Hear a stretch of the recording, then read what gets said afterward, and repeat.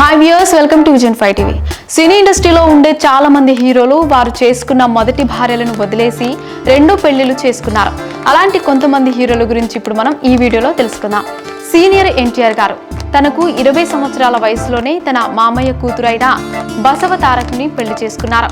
ఈమె 1985వ సంవత్సరంలో క్యాన్సర్ వల్ల చనిపోయారు. ఆ తర్వాత ఎన్టీఆర్ గారు రాజకీయాల్లోకి వచ్చిన తర్వాత లక్ష్మీ పార్వతి గారిని రెండో పెళ్లి చేసుకున్నారు. అలాగే రెబల్ స్టార్ కృష్ణంరాజు గారు కూడా 2 పెళ్లిళ్ళు చేసుకున్నారు. ఈయన మొదటి భార్య సీతాదేవి గారు రోడ్డు ప్రమాదంలో చనిపోయారు. ఆ తర్వాత కృష్ణంరాజు గారు శ్యామలాదేవిని రెండో పెళ్లి చేసుకున్నారు.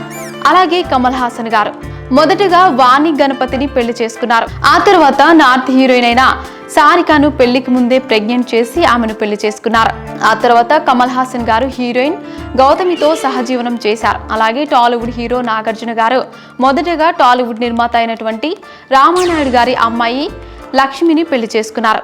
ఆ తర్వాత ఆమెకు విడాకులిచ్చి తనతో కలిసి సినిమాలో నటించిన అమల గారిని రెండో పెళ్లి చేసుకున్నారు. అలాగే శరత్ బాబు గారు ముందు తనకంటే వయసులో పెద్దదైన రమప్రభ గారిని ప్రేమించి పెళ్లి చేసుకున్నారు. ఆ తర్వాత శరత్ బాబు గారు రమప్రభకు విడాకులిచ్చి స్నేహలతను రెండో పెళ్లి చేసుకున్నారు.